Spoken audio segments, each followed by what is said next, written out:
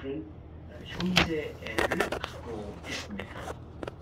그리고 또 웨슬리안이면서도 우리 감리교회, 미국에 있는 메소디스트 처치를 비롯 세계에 흩어져 있는 감리교회가 많이 있습니다만, 그러나 역사를 지나면서 우리 감리교회가 웨슬리의 그 영성을 많이 잃어버리고요.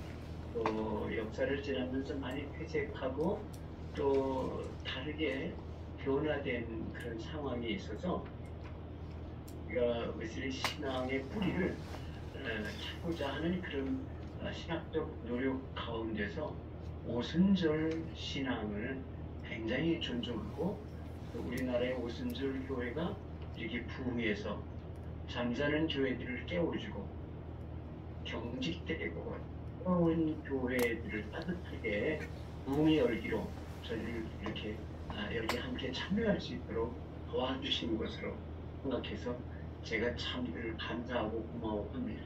최근에는 웨슬리 학회나 웨슬리 협의회 그 모임이나 세미나를 무음교에서 국민일보 강당에서 여러 번 하면서 저도 많이 방문을 했고요. 그리고 지금 여의도 순복음교회의 담임 목사님께서 웨슬리 협의회 회장도 지내시고요. 현재 명예회장으로 계시고 열심히 저희들을 돕고 이제 앞으로 한국에 있는 웨슬리안 교회들이 감리교, 성결교, 구체군, 나사렛, 오순절, 순복음 모든 교회가 웨슬리 신앙에서 하나로 연합하는 그런 새로운 운동이 일어난 것을 다행스럽게 감사하게 생각을 하고 있습니다. 저는 감리교 목사입니다. 저는 강화도에서 난 아주 생태부터 감리교인입니다. 감리교 신학대학을 나왔고요. 그리고 줄곧 감리교 교통에서 공부했고, 또 영국 가서 저는 웨슬리 신학을 영국 교회에서 함께 전공을 했고요. 약 한 40년 저는 목회했습니다. 그러면서 또 평생 한 35년간 감리교 신학대학교에서 교수로 가르쳤고요. 또 총장으로 지냈고, 현재는 감리교 신학대학의 혹자 교수로 있습니다. 그러면서 다른 학교에 이렇게 강의할 수 있는 특별한 기회를 갖게 됐는데, 사실은 제가 다른 곳에 강의를 나갈 힘이 없는데요. 제가 정길자 교수님이 제 책을 열심히 읽으셨어요.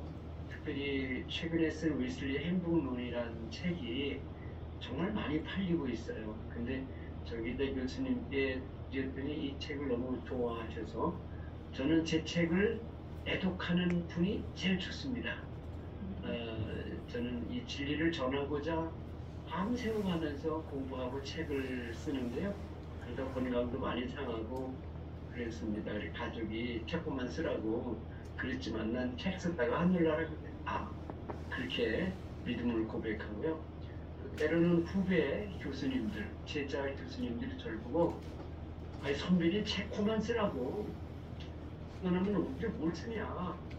그리고 또 이렇게 젊은 사람이 이렇게 따라가기 너무 힘듭니다. 그만 우리가 할 일을 남겨주십시오. 그런데 너희들 나름대로 공부해서 나보다 더 좋은 책을 써라, 이렇게 얘기를 합니다. 그래서 제가 순복음을 좋아하고요. 저희 어머니는요, 별명이 붉은사였어요. 붉은사. 너무 물 받는 걸 좋아하셔서요. 그래서 순복음교회를 우리 가족이 다 좋아합니다. 지나가다가 여의도 순복음교회 막 보기만 해도 제 마음이 뜨거워지고요, 온몸이 뜨거워지고 기도가 터지는 그런 은혜를 받습니다. 제가 22년간 담임 목사로 목회하던 교회가요, 여의도 순복음교회에 아주 가까이 있습니다. 영등포 중앙감리교회, 우리 감리교회 모교회 중에 하나인데요. 그래서 제가 22년간 목회하다가 감리교 신학대학교 총장을 갔습니다. 그래서 여의도 순복음교회 가깝고요. 여의도 순복음교회에서 저희 교회로 오는 기회도 가끔 있었어요. 우리 교회에서 여의도를 가는 사람도 있었습니다. 나는 그건 참 좋다고 생각을 했습니다. 자, 이번에 이 과목은요, 웨슬리 삶과 신학이다. 강의 페이지에 그렇게 나와 있네요. 근데 정기철 교수님께 제가 반목명 부탁을 받은 것은요. 신학에 대해서 강의해 달라만 그렇게 말씀을 들었어요. 근데 여기 보니까 또 오순절 신학의 뿌리 웨슬리의 삶과 신학 이렇게 돼 있는데 웨슬리의 삶과 신학이 곧 오순절 신학의 뿌리라고 보신 것은 정기철 교수님께서 잘못했다 생각을 합니다. 이게 지금 줌으로 강의하는 거기 때문에 영상 강의이기 때문에 클래스에서 같이 이렇게 서로 얼굴을 맞대어서 대화하면서 그렇게 하는 거가 최선이죠. 근데 그렇게 하지 못하면 타선으로 이렇게 영상으로 강의를 하는데요. 코로나 때 한 2, 3년간 영상으로 강의하면서 늘 아쉬웠습니다. 학생들 같이 이렇게 만나고 부딪히면서 공부해야 신학은 참 더 깊어지는 건데 이렇게 얼굴을 보지 못하고 영상으로 보는 게 아쉽지만 그러나 이 신학을 공부하고자 하는 열심에 하나님께서 큰 은혜를 주시길 바랍니다. 이 제목은요. 제가 여기 참여하는 이 강의를 듣는 분들의 그 신학적인 그 배경이야 뭐 오순절 신학이겠지만 수준이 어디까지인지 제가 가늠할 수가 없잖아요. 정기철 교수님은 뭐 열심히 공부하니까 박사학위 논문도 지울고 뭐 그냥 그러시는데 여러분 다 제가 알 수가 없어요. 그래서 그게 제가 그래서 강의 하면서 뭐 학자에게 물어볼 수도 없고 그냥 제가 짐작을 했습니다. 제가 구세군 신학교 또 나세렛 신학교의 총장님들이 아주 친한 친구가 돼서 강의 좀 나와달라서 할 수 없이 강의를 한 2번, 3번 간 적이 있어요. 근데 그분들도 역시 웨슬리안이긴 하지만 웨슬리 신학에 대한 지식에 있어서는 그렇게 깊지 않은 그런 그 환경이 있는 것을 발견했습니다. 그래서 꼭 그렇지 않을까 그런 생각을 하고요. 하지만 또 맞겠죠. 또 웨슬리는 2000년 교회사에 가장 열렬한 그런 전도자고 복음주의자니까 그런 면에서 모두가 존경하는 그런 마음을 가지고 또 사모하는 마음을 가지고 참여했다 그런 생각을 하면서 그냥 기초부터 공부하면서 그 안에서 우리가 꼭 필요한 신학과 교리와 영성과 목회적 실천에 대한 것을 공부하면 좋지 않겠나. 또 그렇게 공부해가는 과정 가운데서 여러분들이 질문도 하시고 또 여러분들의 그 의견도 얘기하면 저희가 여러분들의 신학적인 그런 그 관심사 또 신학적인 수준 같은 것에 대해서 또 제가 따라 알면서 더 실질적인 강의를 할 수 있지 않겠나 그런 생각을 해보니까 여러분들도 제 강의 중에 우리 다 압니다 하는 것은 안다고 얘기해 주시고 또 우리가 여기까지 한다 하는 것은 여러분들의 그 제한도 좀 얘기해 주시고요. 그래서 의견도 얘기해서 제가 여러분을 좀 알 수 있도록 해 주시고요. 그래서 만약에 이 강의 계획은 제가 이렇게 해놨지만요. 이거 다 안다. 그러면요. 그때 새로운 것을 여러분들에게 유익한 것을 하도록 하겠습니다. 공부는요. 학생들에게 유익해야 됩니다. 그래서 어떤 때 저는 저희 학교에서도요. 강의 계획 좀 받았다가요. 학생들이 이것보다 더 필요한 거, 더 유익한 거 시간을 이용해 주세요. 그러면 그냥 바꿨습니다. 저는.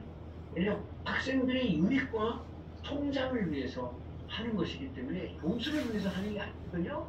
학생의 행복을 위해서, 학생의 성장을 위해서 공부는 필요한 거기 때문에 교수 중심이 아니라 학생 중심이 아니야 되기 때문에 그때 여러분의 의견과 여러분들의 또 요구를 말씀을 해 주시면 고맙겠습니다. 자, 오늘 이제 첫 번째 강의인데요. 이게 이제 10시 20분에 끝나는 거로 되어 있더라고요. 그러니까 1시간 10분인데, 오늘은 사실 오리엔테이션 하는 그런 시간인데요. 우선은요, 웨슬리 그 메토디즘 하면요, 우리 감리교 안에서는 감리교 그렇게 번역을 해요. 그런데 메토디즘이라는 말은요, 메토디스트들의 신학, 경건, 목회, 실천, 공서, 순교, 기도, 단송, 모든 신앙생활을 그 모든 그런 신앙의 실천, 이 모든 걸 한꺼번에 한마디로 말해서 메소디즘 그렇게 말하는 것입니다. 메소디스트는요, 웨슬리 형제의 신앙을 따르고 실천하는 그런 사람을 메소디스트라고 하고요. 또 더 넓게는요, 웨슬리가 세운 그런 교회, 메소디스트 교회에 등록하고 거기에 또 신앙생활하는 사람을 메소디스트다 말할 수도 있고요. 영국 같은 나라 가면은요, 감리교인이 아니에요. 메소디스트 교회 다니지 않아요. 또 무슨 뭐 구세군이나 나자렛 같은 웨슬리안 교단에 나가지 않고요. 성공회, 영국 국교의 교인 중에도요, 메소디스트다 주장하는 사람을 많이 봤어요. 그건 뭐냐면 등록은 안 했지만 우리는 해요. 성공회 어떤 때는 장로교회 다녀요. 근데 자기는 메소디스트다 그래요. 왜? 그만큼 웨슬리의 메소디스트 신앙을 좋아하고 그렇게 따르고 있다 하는 그런 그 고백이라고 생각을 합니다. 그럼 이 시간에는요, 웨슬리 형제, 메토디즘의 파운더, 메토디즘의 창시자인 존 웨슬리와 찰스 웨슬리, 웨슬리 형제의 라이프, 생애와 그리고 또 신학, 사상을 공부하고 그 다음에 메토디스트, 그들이 가졌던 메토디스트 부흥운동의 역사, 전통, 신학, 영성, 목회, 선교, 경건생활을 전체의 기본적인 그런 주제를 가지고 공부를 하도록 그렇게 해보기는 아까 말씀드린 것처럼 그럼에도 불구하고 여러분들이 요거에 대해서 알고 싶다. 웨슬리에 대해서, 메토디스트 신학이나 영성에 대해서 알고 싶습니다. 이거 가르쳐주세요. 그렇게 하셨는지 요구하면은 거기에 대해서 유익한 공부를 할 수 있도록 제가 도와드리도록 하겠습니다. 자, 그래서 교수님, 저기 네. 이렇게 중간중간 질문해도 괜찮죠? 네네네. 그 영국은 그러면은 성공회가 있고 그 안에 교회로는 성공회, 네. 감리교회, 네. 장로교회 이렇게 다 있어요? 영국 안에? 네, 영국에 가보면요, 타운 안에, 한 마을 안에 우리가 그 알고 있는 한국에 있는 그런 모든 교파가 한 타운 안에, 한 마을 안에 다 있습니다. 그러니까 국교가 성공회였지만 그것에 굉장히 약한 거군요. 그러니까 영국 국민은요, 국교회 교인인 것을 굉장히 프라우드하게 생각합니다. 영국 국교도인 것을 자랑스럽게 생각하고요. 영국인은 영국 국교의 교인이어야 한다는 그런 민족주의적인 교회관 교회론을 갖고 있어요. 그런데도 불구하고 어떤 영국인은 영국 국교회인 성공회 교인이 아니에요. 다른 교회에 나간 분입니다. 영국 국교회 성공회가 아닌 다른 교회를 영어로는 프리처치라고 해요. 또는 인디펜던트 처치라고 공립교회다. 그래서 국가의 종교 정책도 따르지 않고요. 국가로부터 지원도 받지 않습니다. 자기들이 11조 내고 자기들의 헌금에서 그렇게 교회를 운영하고 목사를 지원하는 그런 교회죠.만 독일 같으면요, 프랭킬대 자유교회라고 할 수 있죠. 그러니까 국교회가 있는데요. 대부분이 영국에는 아마 영국인 중에 거의 7, 80%는 국교도라고 봐야죠. 영국 국교 성공의 교인입니다. 그러나 그 옆에 가면은 반드시 감리교회가 있습니다. 메토디스트 처치가 있습니다. 그것도 조금 눈 돌려보면은요, 개혁교회가 있어요. 레폼드 처치. 레폼드 처치는요, 장로교회 후예들입니다. 다른 옛날에 우리가 잘 아는 대로 11세기부터 아메리카에 가서 아메리카의 개신교 국가 미국을 건설한 그런 선조들의 후예 자손들이 개혁교회 영국교회입니다. 청교도의 후예들이죠. 장로교예요. 구세군이 있습니다. 또뭐 그 늦게 들어온 그런 그 미국에서 역수입해온 그런 나자렛 교회, 그것도 웨슬리 교회죠. 이것도 있습니다. 근데 영국의 침례교가 많습니다. 이 침례교는 그러니까 침례교는 제네바에서 칼빈주의 교리로부터 시작이 되는데요. 실제로 신학교가 제일 먼저 생긴 것도 영국에서 생겼고요. 침례교 부흥운동은요, 영국에서 일어나서 미국으로 갔습니다. 그래서 물론 장로교도 그랬지. 그러니까 세계 개신교 주요 교단, 홍콩에도 개신교입니다. 개신교 주요 메인라인 프로테스탄트 처치를 주로 뭐로 보냐면 성공에 주로 앵글로 삭슨들이 믿는 교회죠. 앵글로 삭슨이라면 미국, 카나다, 호주, 뉴질랜드 뭐 이런 나라들이요. 근데 우리나라 6.25 때 참전 군사를 보내준 그 군대 보내준 우리를 도와준 국가들이 많잖아요. 16개국. 근데 그 중에서 제일 군대를 많이 보내주고 와서 많이 죽은 그런 나라들이 다 앵글로 삭슨족이에요. 미국, 카나다, 호주, 뉴질랜드. 두 번째가 영국, 미국이 제일 많이 먹고 영국, 그 다음에 영국이고요. 카나다, 그 다음에 호주와 이런데요. 또 왜 그래요? 그만큼 개신교의 그 신앙이 굉장히 뜨거운 그런 나라들이었다. 이런 것들을 알 수 있죠. 그래서 영국 가면은요, 우리 한국처럼 이렇게 개신교 메인라인 개신교회들이 한 마을, 한 타운 안에 다 있습니다. 근데 한 가지 중요한 건 옛날에 18세기까지는 굉장히 갈등하고 서로 싸우기도 하고 막 서로 박해하고 국교회가 박해했죠. 그런데 요즘은 굉장히 친하게 지냅니다. 예배도 연합 예배고요. 그리고 목사도 서로 바꾸고요. 지금 그러니까 아주 에큐메니컬 시대가 되기 때문에 그렇죠. 그렇고요.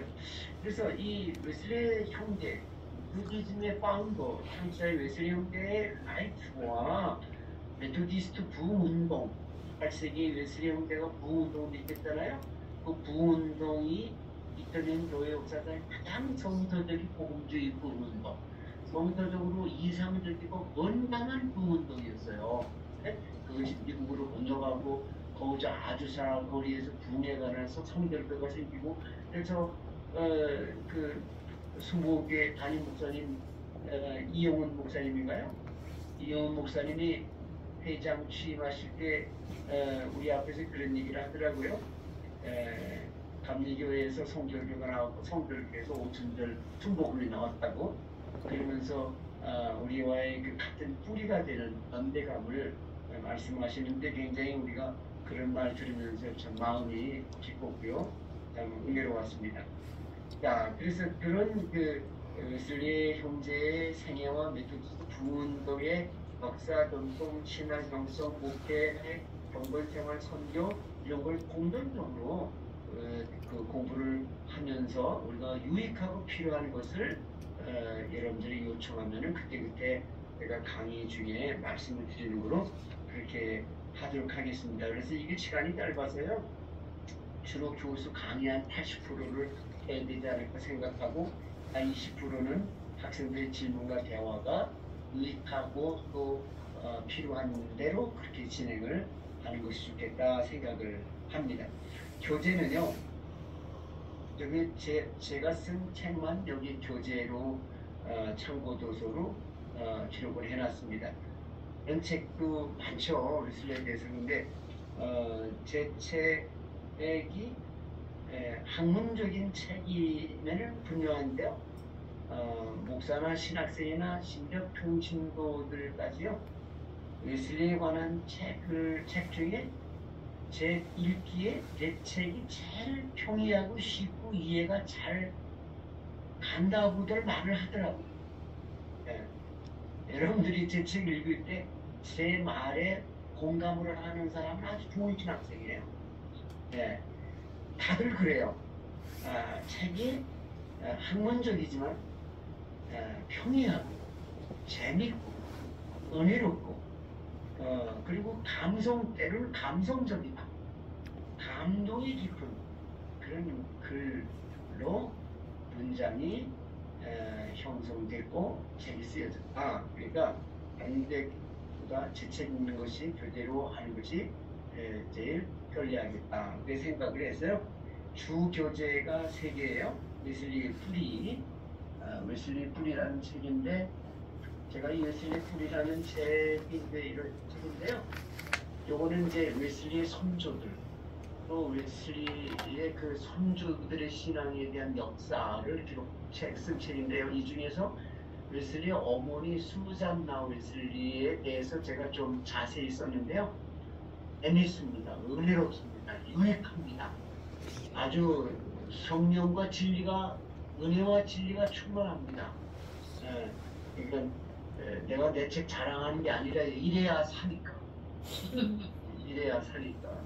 책 선전하는 거가 아니라 책은 꼭 사야 된다. 책은요, 집을 팔아서도 책 사야 돼요. 금반지, 결혼반지 뭐 이런 거 다 팔아서 책 사세요. 결혼 반지도 팔고 뭐 할 수 있는 거 다 파세요. 그래서 책을 사야 돼요. 책이 재산이에요. 책이 제일 큰 재산입니다. 그 사람의 학문과 그 사람의 영성을 보려면 그 사람의 관심사들, 그 사람의 성격을 보면 알잖아요. 근데 전 교수님 평생 뭐 이화대학에서 가르쳤으니까 얼마나 잘 아시겠어요. 저도 그렇고 책 안 사는 학생은요 공부에 열심히 없다는 거예요. 책은요 굶어도 사야, 굶고라도 사야 됩니다. 굶고라도. 저는 옛날 신학교 다닐 때 기숙사에 식비 있더라. 한 달 식비로 책을 사고 굶었어요. 책을 사고. 그래서 그래도 배가 부릅니다. 그때 산 책들 지금 아주 다 누렇게 바랬지만요. 그 책을 다시 이렇게 꺼내보면요. 참 잘했다. 내가 굶고라도 책을 사는 그런 열심과 기쁨이 오늘의 나의 나 된 것이다. 그렇게 생각을 해서 제가 웨슬리의 뿌리, 웨슬리의 이야기 시리즈 3권 중에 첫 번째 책인데요. 이게 한 5만 권 팔렸습니다. 베스트셀러였습니다. 그리고 이게 중국어로, 인도네시아어로, 베트남어로, 태국어로 번역이 됐어요. 그래서 출판 기념회에 다 다녀왔습니다. 요즘 인도네시아, 말레이시아에서 이 책이 번역이 됐는데요. 그 인도네시아에서 이거 독후감 대회를 하고요. 야단 났어요. 그래서 제가 영상으로 그냥 강의해주고 뭐 설교도 많이 해줘가지고 이렇게 됐는데 이렇게 했는데도 안 사면 잘한 거 아닙니까? 기독교인 아니에요. 그 다음에 또 두 번째 교재가 존 웨슬리의 생애라는 책인데요. 이 책은 브라운필 가톨릭 공수 출판사에서 나온 책인데요. 이 책은 웨슬리의 생애와 그 생애와 함께 부흥운동, 웨슬리의 그 뜨거운 복음전도 부흥운동의 역사와 전통 성격을 쓰고 그 안에 신학과 영성을 아울러서 함께 종합적으로 쓴 책입니다. 이 책도요, 한 4, 5만 권 팔렸는데요. 감리교 목사들은 뭐 거의 다 이 책을 다 서재에 갖고 있습니다. 이 책도 중국어, 인도네시아로 번역이 다 됐어요. 그러니까 이거 읽으면요, 제가 감리교 목사들한테 때로 이 책을 선물을 많이 했거든요. 그런데 가끔 전화가 와요.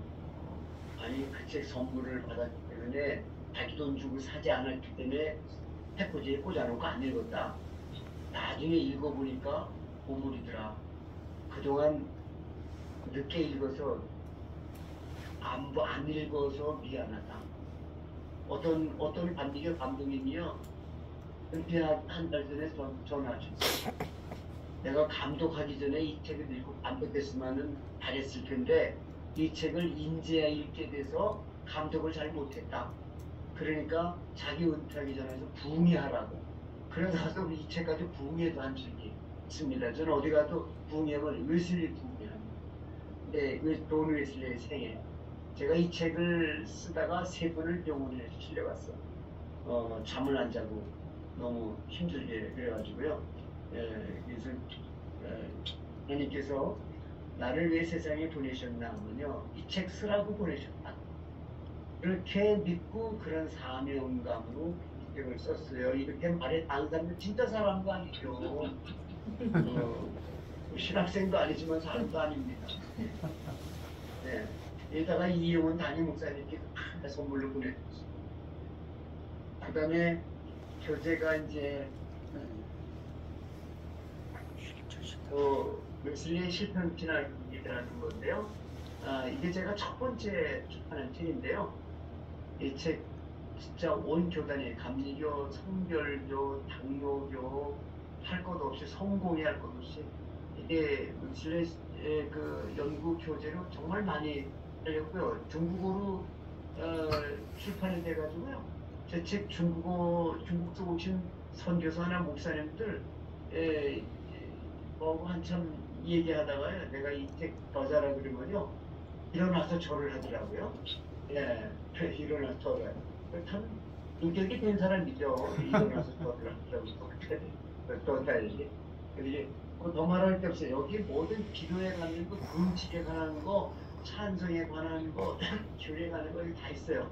근데 속회에 관한 거, 속회는 순복음 구역 예배라고 그러나요? 그런 모든 게 여기 다 있는데 이건 사실은 지금 말씀드린 세 권이 이 강의의 주 교재입니다.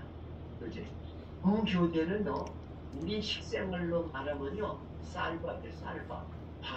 밥하고 김치.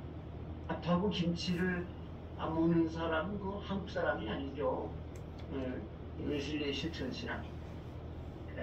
그 다음에 또 여기 참고서에 보면요, 찰스 웨슬리의 생애와 찬송이라는 책이 있어요. 찰스 웨슬리의 생애와 찬송이라는 책은 웨슬리의 이야기 시리즈의 제3권이거든요. 근데 찰스 웨슬리는 주로 이제 찬송에 대한 거, 그 찰스의 영성이 어떻게 보면 존 웨슬리 영성보다 더 깊고 더 매력적이에요. 그 책이 참고서고요. 그리고 웨슬리와 우리의 교리라는 책이 있고요. 웨슬리와 우리의 교리는 이제 구원론 교리에 관해서 쓴 책인데요. 전에 순복음교회 어떤 학생이요, 우리 감리교 신학대학에 와서 공부를 했어요. 근데 우리의 교리란 책, 그 책을 읽고 구원론에 가서 깊이 체험을 했다고 하면서 감사하는 그런 말을 제가 들은 적이 있고요. 그 다음에 이제 제가 최근에 쓴 책, 2년 전에 출판했는데 웨슬리 행복론이라고요. 이거는요, 제가 좀 몇 년 전에 좀 몹시 좀 몸이 건강이 안 좋았습니다. 고향에 내려가서요. 고향에 내려가서 아무것도 안 하고 성경 보고 웨슬리의 전 저작을 통독했어요. 별이 반짝이는 밤에 들과 바다를 거리면서도 묵상하고 썼고요. 별이 없는 밤에도 별을 거리면서 바닷가를 거리면서 기도하면서 쓴 책이 웨슬리의 행복론입니다. 근데 신학에다가 행복론이라는 제목을 붙일 수 있었을까 쉽지 않았습니다. 그런데 정말 이 제목, 웨슬리 행복론이라는 이 제목을 붙인 것 자체가 너무 잘했어요. 그래서 이 책도 지금 중국어 또 인도네시아로 번역 중에 곧 나올 거거든요. 근데 이 책은 목사님들이요, 설교에 인용을 굉장히 많이 해서요, 문자를 많이 받습니다. 우리 감리교 신학대학 학생들이 이 책을 안 가진 사람이 없어요. 이 책을 이제 신학 공부도 하지만은 이거는 매일 묵상하는 그런 책 자료로 사용이 많이 되고요. 어떤 분들은 가족들이 가족 기도에서 읽으면서도 사용을 하는데, 저는 늘 그렇게 생각합니다. 책을 쓸 때는 학문적이지만 동시에 실천적이어야 돼요. 평적이어야 돼요.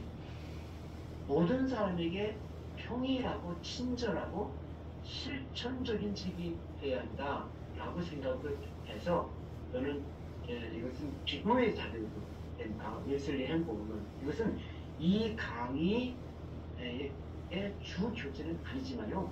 여러분들이 저를 만났기 때문에 이 책을 소개해봤는데 이 책을 사서 읽고 후회를 한다.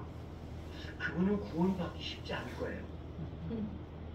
그러니까 꼭 여러분들이 이렇게 이 책을 꼭 사서 보면은요, 한 페이지라도 읽으면은 영양식이라 생각을 합니다. 이렇게 오늘 이 교재 참고도서를 소개하면서 오리엔테이션을 마치겠습니다. 이 오리엔테이션에 대해서 질문이 있으면 하세요.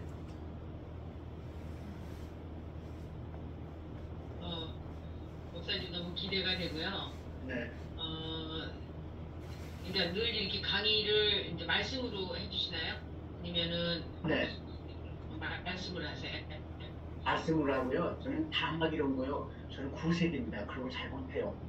뭐 단막 띄고 뭐 이렇게 보고 그런 거 못합니다. 예. 옛날에 설교하던 이렇게 하니까 저한테 요즘에 그 현대 젊은이들의 디지털 문화적인 문명의 이 같은 것을 제가 사용하려는 기회는 헝떡거리. 네. 네, 그러면 교재 중심으로 해가지고서는 저희가 보면서 하면 네, 제가 교재에 다음 시간에 어디 읽어오세요. 그렇게 말씀을 드릴 거고요. 네. 그리고 숙제도 있는데 내일도 과제가 있는데요. 제가 이제 독서 범위를 알려주면은요, 그 독서 해오셔서요, 리포트를 써내 제 이메일로 보내주세요. 이메일로 보내주시는데요, 딱 세 줄. 한 줄 내서 세 줄만 쓰면 됩니다. 그러니까 한 문장이나 두 문장이나 세 문장까지 독후감을 써 보내시는데 세 문장 이상 쓴 것은 빵점입니다. 그런 건 안 받아요. 그러니까 신학적인 연습이라는 것은 많은 지식과 그리고 많은 자료를 단순하게, 가능한 한 심플하게, 가능한 한 쉽게, 가능한 한 짧게 요약하고 정리하고 요약하고 그것을 하나로 만들어 버려요. 그래서 다른 사람에게 실제로 입에다 먹여주는 것이 그것이 좋은 공부고 좋은 교수법이다. 이렇게 생각을 하고 있고요. 그러니까 군도덕이가 많은 그러면요. 그러면 설교도 은혜가 안 되고요. 이도 유익하지가 않고. 그러니까 신학이라는 것은요. 하나님 말씀에 대해서 많은 것을 공부하고 내가 목숨을 바쳐서 꼭 전해주고 싶은 그런 간결한 말로 만들어서 확신 있게 전해주는 것이 그 좋은 공부의 방법이고 학적인 연습이다. 그렇게 생각을 해요. 긴 걸 짧게, 많은 걸 단순하게. Understand? 감사합니다. 기대가 되네요. 자, 그리고 이 수업계획서를 강의 내용은 13권인데요. 그 주제를 제가 이렇게 만들어 놨습니다. 그런데 내가 한 가지 묻고 싶은 게 있어요. 그 청주신학교에서 컬큐럼 중에, 과목 중에 이 웨슬리의 과목을 다른 걸 해본 적이 있습니까? 없는 것 같습니다. 네? 안 들려요? 예, 없는 것 같습니다. 네, 제가 만든 거예요. 그렇군요. 예, 그렇게 알겠습니다. 그래서 지금 이게 처음인 것 같아서 그래서 기본적으로 이렇게 그 수업 계획서를 만들어입니다. 근데 이제 만약에 이제 어드밴스 코스로 요 기본에서 조금 더 깊이 연구를 하고자 할 때는 이제 대학원 수준의 리서치 수준의 그런 공부를 시키겠습니다만 그러나 처음일 것 같아서 이렇게 수업 계획서를 알아보았습니다. 자, 그러면 오늘 오리엔테이션 하느라고 시간이 많이 갔는데 불구하고요. 그러나 오늘 또 첫 번 강의를 시간이 되는 데까지 하고요. 오늘 이 웨슬리의 뿌리를 강의하려고 했는데 이거 오늘 하고요. 만약에 부족하면 한 다음 주에 이어서 하고 다음 주 오늘 못한 것과 다음 주 다 하고 여러분들이 이 웨슬리 공부를 한국에서는 조직 신학의 그로 분류해서 공부를 주로 합니다. 그래서 주로 교리 공부, 신학 사상으로 분류해서 그렇게 웨슬리 연구를 해요. 저도 그렇게 감리교 신학에서 그렇게 배웠습니다. 연구하니까 웨슬리를 조직 신학이나 교리학적으로 그렇게 분류하지도 않고 그렇게 리서치, 그렇게 연구하지 않습니다. 웨슬리 공부는요, 교회사로 공부합니다. 교회사 과목으로 공부해요. 그 영국 가서 제가 웨슬리를 공부하겠다고 그래서 주임 교수가요, 너는 조직신학 자꾸 교회학만 얘기하는데 어떻게 웨슬리를 공부하겠느냐고. 학부에 가서 교회사 다시 공부하고 그래서 학부 가서 교회사부터 다시 했어요. 그래서 영국 교회사와 감리 교회사를 공부하고 나니까 웨슬리가 훤히 보여오는 거예요.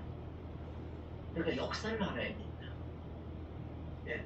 그리고 웨슬리가 갑자기 하늘에서 떨어진 것도 아니고 땅속에서 솟아난 것도 아니고 심지어 어디가 산에 가서 뭐 541 금식기돈이나 하민산이나 한각산 아이튠에서 기도하다가 성령의 불을 받아서 끄덕하고 그렇게 해서 태어난 건 아니고 웨슬리는 대단히 긴 영국 교회사, 교회사를 통해서 이렇게 운동이 된 것이 웨슬리의 생애고 부운동이고 신학과 영성이고, 이 교회사로 먼저 공부를 해야 웨슬리가 클리어하게 나타난다. 그래서 교회사 공부하는 방식으로 그 안에서 웨슬리의 교리라든지 영성 공부를 하는 유익을 볼 수 하는 것입니다. 그래서 역사는 무엇인가 라는 것부터 내가 얘기를 해주고 싶어요. 역사는 무엇인가? What is history? 역사는 무엇인가? 그때 역사는 과거로부터 배우는 거죠. 이것은요, 영국의 유명한 역사가 아놀드 토인비의 역사의 연구의 대명제가 되는 말이에요. 과거로부터 배운다. 과거를 알아야 현재를 알고 미래를 내다볼 수 있어요. 과거를 모르는 사람은 현재를 모릅니다. 미래를 내다볼 수 있는 창문이 없어요. 실리가 없어요. 저는요, 목회를 오래 했다고 그랬잖아요. 근데 감리교회 오래된 100년 이상 된 모교회에서만 목회를 했어요, 평소에. 다양한 교인들을 만났습니다. 그런데 여러 가지 그 정신적인, 심리적인, 영적인 그런 고통을 겪는 사람들을 많이 만나서 기도해주고 치유를 도와주고 하는 중에요. 가장 그 불쌍한 사람이 누구였냐면요, 기억상실증에 걸린 사람이죠. 기억상실. 그가 어디서 났는지, 부모님이 누군지, 어떤 국민학교, 어떤 중학교 다녔는지, 자기 가족이 누군지, 자기가 과거에 어떻게 살았는지 자기 삶의 발자취 기억이 없어요. 그러니까 눈동자가 멍한 겁니다. 얼굴이 완전히 죽어 있어요. 과거를 보자 기억이 없어요. 자기가 누군지 모르는 거예요. 나의 나된 거라 그러잖아요. 나의 나된 거는 현재 완료입니다. 어? 부모로부터. 근데요, 부모는요, 나는 부모로부터 왔어요. 그러나 내가 우리 부모님을 낳아주신 할아버지를 알고, 고조 할아버지, 증조 할아버지, 손주를 알고, 한군 할아버지를 알고, 아브라함을 알고, 모세를 알고, 그래야 나를 아는 거 아니에요? 예? 성경에 보면요, 예수님이 나오고, 사도들이 나오고요, 그리고 많은 그런 거룩한 성자들이 있어요. 그들의 신앙이 전에 2000년 전에 왔어요. 아브라함 때까지 구약을 한 5000년 전에 왔어요. 그래서 오늘의 나의 나가 된 거예요. 그러니까 과거를 알아야 현재를 알고 미래를 내다본다. 과거를 하면요, 오늘의 현재 내 상황을, 현재 내 모습을 볼 수 있어요. 그래서 과거로부터 배우는 거예요. 역사를 많이 공부하면요, 지혜가 많아요. 근데 역사를 많이 공부하는데 역사 중에도 교회사 속에 은혜가 풍성해요. 교회사 속에 손양원 목사님 있고 주철 목사님 있고 호영기 목사님도 있고 최자실 목사님도 있고 아유 역사 속에 많은 성자들 내가 배우고 공부하고 따라가고 공부하고 그런 경우하는 은혜로운 분들이 얼마나 많은지 몰라. 근데 그 중에 우리 웨슬리, 존 웨슬리와 찰스 웨슬리 그 초기 영국의 대부흥운동에 의해서 거기로부터 반기교 성결교 구세군 오순절 순복음 많이 나왔잖아요. 그런 이 역사를 통해서 오늘의 우리 교회도 이해하게 되고 내일의 어떤 교회가 돼야 될지도 볼 수 있다. 과거로부터 배우는 것이다. 두 번째, 역사는 일종의 과학이라고 해서 예측하라는 사람이 역사란 무엇인가라는 책이 있는데요. 우리말 번역이 짧은 책인데 굉장히 좋은 책입니다. 뭐냐면 역사적 사실을 수집하는 거예요. 역사적 사실을 수집하는 거예요. 그리고 그걸 해석하고 기술하고 전달하는 작업이 역사 연구예요. 이게 참 역사를 발견한다는 거, 역사를 수집하고 역사적 사실을 정확히 판단하는, 정확하게 역사적 사실을 수집하고 이해하고 해석하고 기술하는 거, 이게 인류의 삶에 있어서 얼마나 중요한지 몰라요. 대한민국의 역사를 모르면 대한민국 사람이 될 수가 없어요. 대한민국의 역사를 알아야 돼요. 예? 저는 그리고 강화도에서 태어났거든요. 강화도 아세요? 강화도는요, 옛날 단군 할아버지 역사부터요, 신양이 병인양이 하면요, 대단히 작은 섬에서 한반도 5천년 역사가 그 작은 섬에 다 있어요. 강화도 자주 가셔야 돼요. 거기 땅 가는 사람도 사람이 아니에요. 대한민국 사람이 아니에요. 이렇게 강화도는 다 아름답습니다. 한번 가보세요. 우리 대학원 학생들과 하나씩 하는도가 한주로 꼭 강화도 데리고 왔어요. 아래 교회에서 강의를 하는데요. 역사적 사실을 정확하게 내가 채집하고 수집하고 이해하는 거예요. 그것을 해석하고 기술하고 전달하고. 그러면요, 참 역사를 공부하면요, 설교가 풍성합니다. 네. 자, 그런 의미에서 일종의 과학과 같은 거, 역사는 정확하게 정직해야 되는 거예요. 역사를 왜곡하고 역사를 거짓으로 꾸미는 건 얼마나 큰 죄인지 몰라요. 또 2000년 역사, 구약의 역사, 신약의 사도들의 역사, 한국교회 130년 역사, 이거를 정확한 역사적인 사실을 우리가 알고 공부한다는 거 기쁨이야, 기쁨. 얼마나 큰 기쁨인지 몰라요. 요즘 저는 이제 우리 학교에서 한국교회사를 가르칠 때 말이죠. 특히 선교사들 있잖아요. 특히 선교사. 만주에서 우리 성경을 제일 먼저 번역한 건너스 존 맥킨타이어 막 이수종이 일본에서 우리말 성경을 번역해 이수종이 얼마나 일본에서 일본에서 한국어 교수였거든요. 일본에서 그 초기에 1880년부터요 부흥회를 했어요. 일본 사람들께 부흥회 한국 사람이 선교사가 들어오게. 그래 나니 초기 한국 교회에서 공부할 때는 강의 준비하고 애들한테 강의하면 성령을 충만하면 한들적이면 알아 올라가는 거예요. 인디보다 더 높이 올라가는 거예요. 나는 원래 여기 감리교 신학교에서 발바닥 들고 신학을 영국 가서 교회사를 통해서 웨슬리를 공부하면서 은혜를 너무 많이 받았어요. 그래서 역사, 세 번째는 역사란 무엇이냐? 역사는요, 과거와 현재와의 대화예요. 우리가 그래서 역사 공부를 많이 한 사람은요, 참 스토리텔러가 되는 거야. 이야기꾼이 돼요.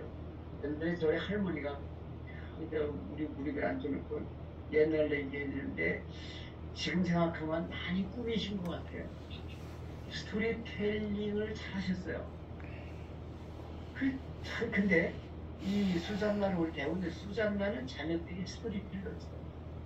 부엌에 이렇게 둘러앉혀 모아놓고 성경 이야기, 역사 이야기, 성자 이야기, 아브라함 이야기, 모세 이야기, 예수님 이야기. 네? 그래서 그 역사는 과거와 현재와의 대화, 이야기야, 이야기.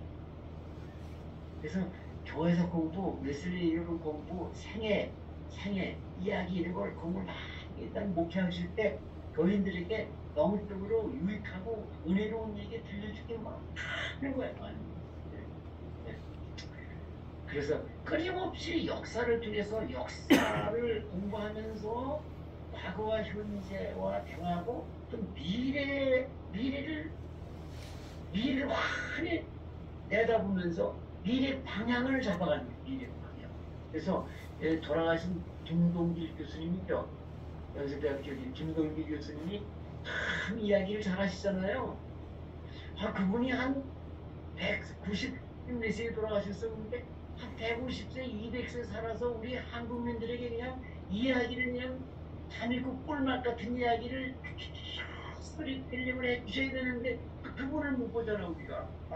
참 아쉬운 거예요. 그 김용석 교수님이 아직도 살아계셔서 이야기 국민의 이야기 선생님, 김동규 교수님 그 역사 이야기. 김동규 선생님은요 미국의 그리스도인 작가 공부하셨어요. 링컨의 생애에 대해서 박사학위를 쓰신 분이에요. 링컨 생애. 미국 교회사, 미국사 전공하신 거예요. 그러니까 역사 선생님이야. 그러니까 문학을 하셨어. 그래서 그냥 이야기를 그냥 샘소스 소설 아니고 소설. 나는 가끔 가다 이제 어느 교회 가서 얘들이 목사님 설교를 이렇게 들으면 설교가 재미가 없고 그냥 탁탁 끊어지고 경직도 딱딱한 건 저분이 이야기가 없구나. 스토리텔러가 못했고 목사는 스토리텔러가 돼야 돼요. 하나님에 대한 이야기군요. 예수님에 대한 이야기군. 성경에 대한 이야기군. 성자들에 대한 얘기군. 신앙의 이야기군. 체험의 이야기군. 체험. 조용기 목사님 설교가 왜 그렇게 은혜롭고 재미로 끌려 들어가요? 이야기, 영적인 이야기, 체험 이야기, 체험하는 체험이. 그래서 순복음교회를 처음에 나올 때 별로 좋아하지 않고 비판적인 장로교 반경서 몰래 가가지고 서대문에 있을 때, 이 여의도 있을 때 몰래 가지고 있는 본서 설교 듣고 가가지고 그 설교 돈 따서 설교하고 그랬다는 거 아니에요? 여러분들은 역사 공부 많이 해서 우리 테일러가 되시길 바랍니다. 그래서 지금은 역사란 무엇인가에 대해서 내가 짧게 강의해 주는 게 두 번째, 교회사란 무엇인가, 큐티시 스토리. 교회사란 무엇인가, 오늘 여기까지 강의하기 위해 교회사는 제3의 성경이다. The third Bible. 제3의 성경이다. 그런 말씀. 제3의 성경. 그럼 제1의 성경은 뭐예요? The first Bible, the second Bible. The first Bible은 the Old Testament. The second Bible은 the New Testament. 신약성경. 근데 세 번째 성경이 있다 그러는데 이건 큐티시. 그래서 이게 말이 되는 거예요. 말이 되는 거예요. 구약 성경이 얼마나 우리 아브라함 얘기 여러분들 어려서부터 주일학부터 평생교회라고 아브라함이 고향 떠나는 얘기, 재단 쌓는 얘기, 이삭 다치는 얘기를 몇 번 들어요. 난 한 1000번 들은 것 같아. 근데 지금 또 들어도 지루하지 않아. 은혜로워. 왜? 하나님의 말씀이에요. 하나님이 주시는 양식이에요. 네? 어머니가 주는 밥은 어려서 유치원 다닐 때도 맛있었는데 내가 장가 가서 집에 어머니 해주셔도 맛있고요. 어머니가 돌아가신 날까지도 어머니가 해주시는 밥은 꿀맛일 거예요. 어머니가 해주는 밥이 어머니 거니까 생명의 저지니까. 그래서 구약이 은혜롭죠. 신약이 은혜롭잖아요. 근데 신약에서 끝난 게 아니야. 신약 이후에 사도행전이 끝난 게 아니라 오늘까지요. 역사 속에서 하나님이 계시해 주시는 거예요. 은혜를 주시는 거예요. 체험을 주시는 거예요. 이야기해 주시는 거예요. 오늘의 파노라마가 쫙 펼쳐져요. 네? 역사 속에 하나님의 진리가 있어요. 역사 속에서 하나님 말씀하시는 거니까 그래서 제3의 성경이라 할 만큼 교회사는 참 은혜롭고 중요하다. 그런 거예요. 두 번째, 교회사는 사도행전의 연속이다. 사도행전이요. 사도행전을 끝났어요. 그럼 사도 바울이 위대하고 베드로가 위대하고 도마가 위대하죠. 인도에 가니까 인도 남부의 교회 교단 이름이 세인트 토마스 주교야.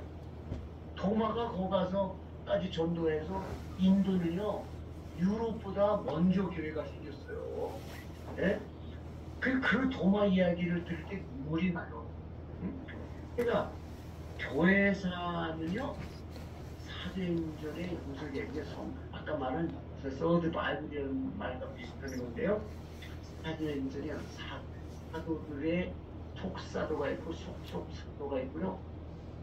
오늘의 이 선교사와 주의 종들 목회자들이 사도들의 그 복음 전도의 역사를 계속 이어가는 것이다. 그래서 사도행전의 형덕이다. 네? 제가 그 아시아 교회사를 강의를 하기 위해서요 중국에 또 일본에 직접 갔어요. 쭉 교회사 사적지를 돌면서 공부를 하는데요. 일본 교회사가 얼마나 오래인지 몰라요. 이번 카톨릭의 순교사 이야기는요. 참 이거 그가 이 역사는 교회사는 제3의 성경으로 교회사를 차별된 연속이다. 예수님 오시는 날까지 하나님의 뜨거운 은혜의 역사를 계속되는 거예요. 네? 또 역사 공부를 많이 해야 된다고 했는데 세 번째 교회사는 하나님의 이야기다. 아까 얘기한 건데 그러나 주제별로 정리하는 거예요. 하나님의 이야기다. 그래서 자 역사를 영어로 히스토리라고 그러죠. 히스토리. 근데 이걸 히스토리를요 둘로 나눠보세요. 히즈 스토리예요. 여기 영어 잘하는 사람 있어요? 히스토리를요 둘로 나눠보세요. 두 글자로 나눌 수 있어요. 두 단어로. 두 단어로 히즈 스토리. 그 S는 하나로 합친 거예요. 히즈 스토리. 그분의 이야기야. 그분은 누구야? 하나님 이야기. 하나님이 역사를 통해서 우리에게 말씀하시고 이야기해 주시는 거예요. 역사는 하나님의 이야기예요. 네? 그 역사를 공부를 많이 하면요. 하나님 이야기가 많이 내 마음속에 들어와서 하나님 이야기를 술술술술 해줄 수가 있는 거다. 히즈 스토리. 그래서 내가 공부에 저 영문학 가르치는 교수님께 그랬어요. 히스토리가 히즈 스토리가 히즈 오브 스토리 합친 거야. 그건 아니다는 게. 그건 아닌데 그러나 말이 되잖아요. 네? 감동적이잖아요. 그분의 이야기. 자, 그다음에 네 번째 교회사는 마르지 않는 영성의 셈이다. 그러는 거예요. 마르지 않는 영성의 셈. 여러분, 한강의 원류, 태백인가 동선 어디 가면요. 한강의 원류가 되는 그 샘이 있어요. 거기서부터 한강이 흘러넘치고요. 다른 지리들에 합해서 남한강, 북한강을 이뤄서 오늘 서울을 가로지르는 한강이 흐르는 거예요. 거기 가보셨어요? 한번 가보세요. 그런 것도 은혜스러운 거예요. 자, 그러니까 그 샘은 마르지가 않아요. 비가 안 올 때도 거기서 나는 샘물의 양은 줄지가 않는 거예요. 영원히 마르지 않는 샘이에요. 그런데 영적인 샘물도 마르지 않는 영적인 샘물이 있다. 그게 뭐냐? 첫째는 사실은 성경입니다. 성경이 마르지 않는 영적인 샘이에요. 모세 이야기, 가시나무 떨기에서 불이 붙어서 거기서부터 내 발에 침을 벗어라 하는 이야기, 모세 하나님께서 지팡이를 들려주시고 애굽에서 나와서 가나안 땅으로 가는 그 이야기를 수천 번 들었는데 은혜로워요. 마시면 갈수록 저는 운동을 하고 물을 마시고 아유 물에 시원 샘물. 마르지 않는 영성의 샘은 성경인데 교회사도 마르지 않는 영성의 샘. 우리가 주로 신학교에서 교회사 부르면요, 독일 교회사, 영국 교회사 뭐 이렇게 배우잖아요. 주로 중에 대신 교육인데 한국 교회사도 100년이 넘어가니까요.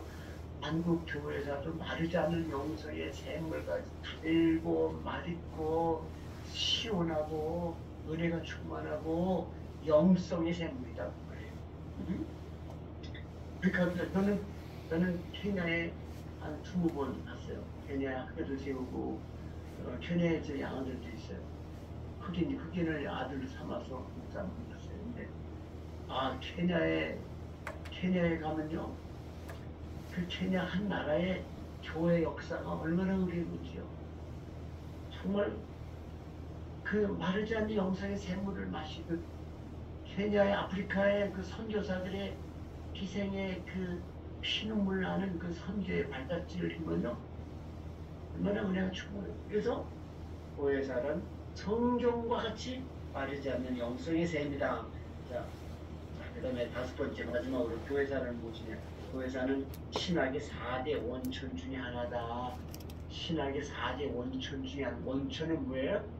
근원이다. 그 말이에요. 신학이 나오는 근원이다. 원천이다.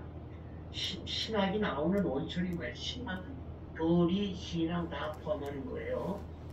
영성 다 포함하는 거를 말할 수 있어요. 신학의 4대 원천이 뭐냐? 첫째 성경에, 두 번째 이성이에요.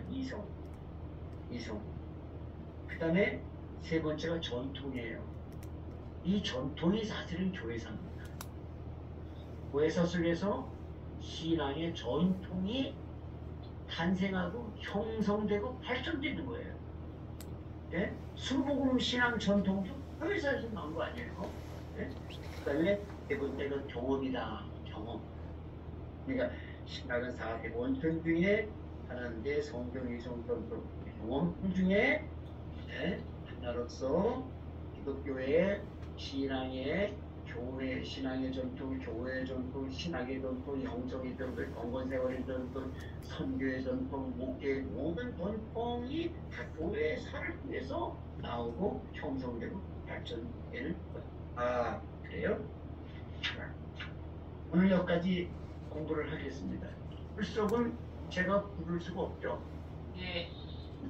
네, 그거는 우리 여기 지금 대표 되시는 우리 전문관 집사님께서 네, 출석부를 갖고 계시기 때문에 네네. 전문가 집사님이 해주실 수 있죠. 우리 여기 지금 참석한 청강생들 보이나요? 예. 네, 지금 한번 출석을 어서 불러보시죠, 뭐. 김성필 목사님, 이경아 집사님, 집사님, 네. 박마리아 사모님, 목사님, 이은경 성도님, 성도님, 이효환 전사님. 네, 그렇게 해요. 네. 네. 자, 그럼 출석을 불렀고요. 다음 주에 네. 웨슬리 뿌리에서 수산나 강의를 제가 반을 해드릴 거고요. 네. 그 다음에 웨슬리 존 웨슬리 생애 책에서 그 홀리클럽 신성에 대해서 공부를 할 것입니다. 근데 여러분들은 웨슬리의 뿌리 중에 다 읽으려면은 뭐 두꺼운 책은 아니지만 다 읽으려면 다른 과목도 공부해야 되니까 여기에 웨슬리의 뿌리 중에 제3부가 있어요. 제3부 84페이지부터 제3부 수산나 웨슬리 메토디즘의 어머니 그런 게 있어요. 웨슬리의 뿌리라는 책의 제3부 84페이지부터 3부 수산나 웨슬리 몇 그것을 주까지예요?